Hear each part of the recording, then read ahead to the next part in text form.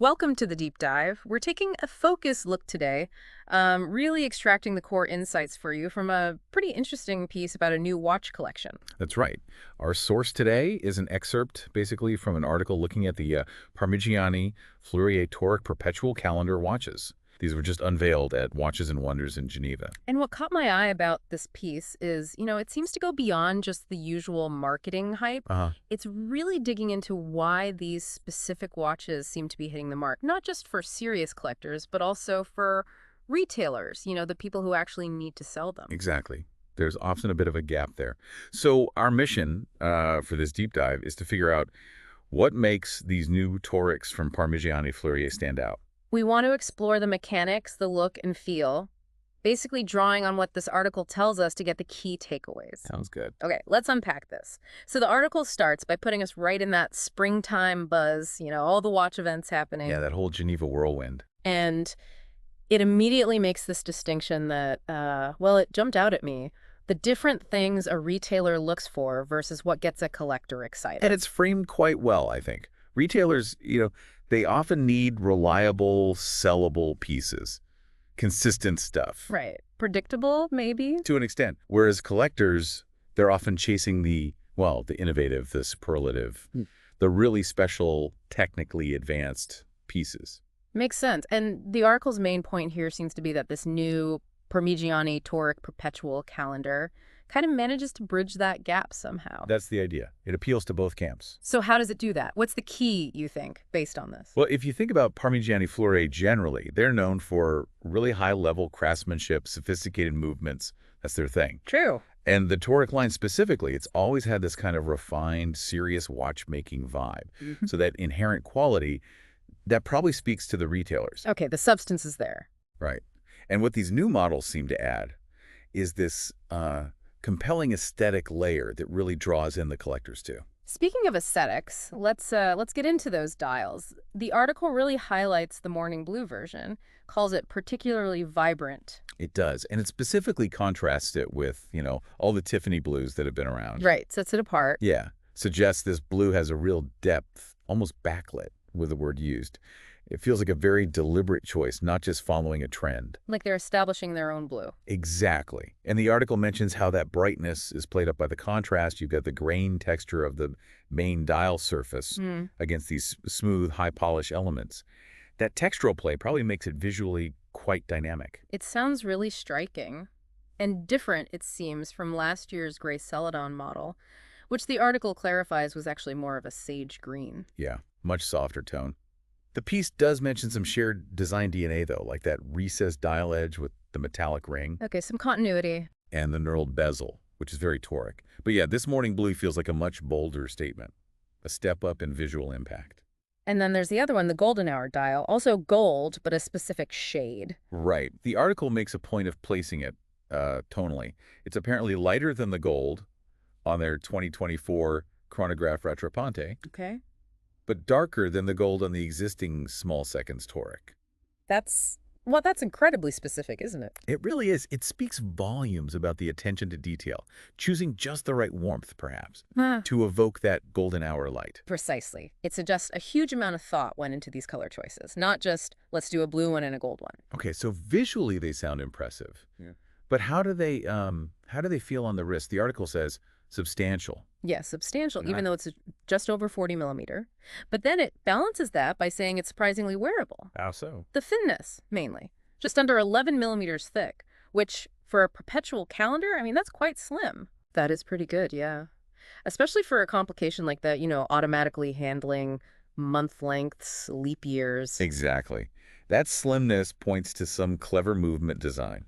And the article also credits the nubuck alligator strap for helping with the balance and comfort. Sounds like a good combination. Now, here's a little quirk the article mentions. An odd sensation with the crown. Ah, yes. It's positioned slightly off-center vertically, not quite aligned with the middle of the case sides. And there's a reason for that. Apparently, yes. It's down to the complexity of the movement inside the manual Win PF733 caliber. The layout just necessitates that placement.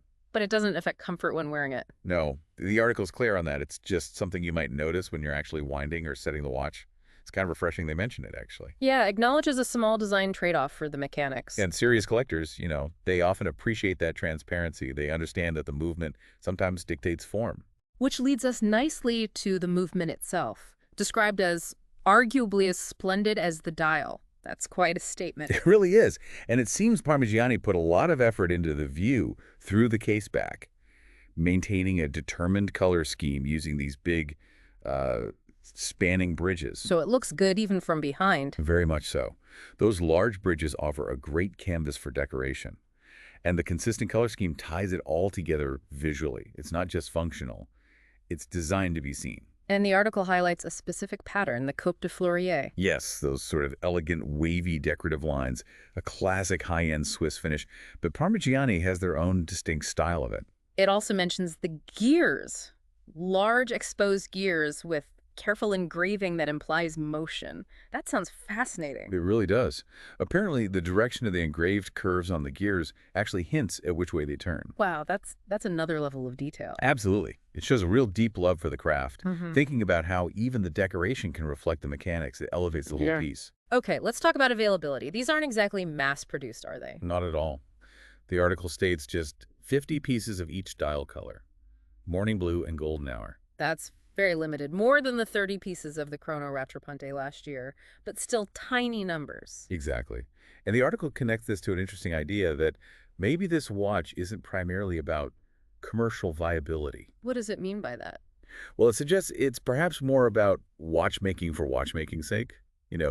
Letting skilled craftspeople with good resources just create something beautiful and technically excellent, almost regardless of sales volume. Like an expression of capability. Kind of, yeah.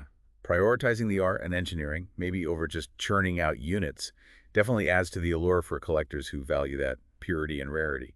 It paints this picture of creative freedom, really, giving watchmakers the space to achieve something close to perfect. And in a market often driven by trends, that approach feels quite, well, refreshing. It resonates with people who appreciate uncompromising quality. The article then takes a slightly broader view. It Yeah. talks about finding a small comfort in creations like this, especially when, the wider world feels uncertain. I found that interesting, too, the idea that even if you'll never own one, Which most of us won't. right, but just appreciating the existence of such a beautifully made object for its own sake can bring a little bit of, well, joy or reassurance. It taps into that human appreciation for skill and artistry, doesn't it? Like seeing something done exceptionally well is just nice. It is. It's a reminder of what humans can achieve in terms of precision and beauty, Yeah. even amidst chaos. A profound thought, really.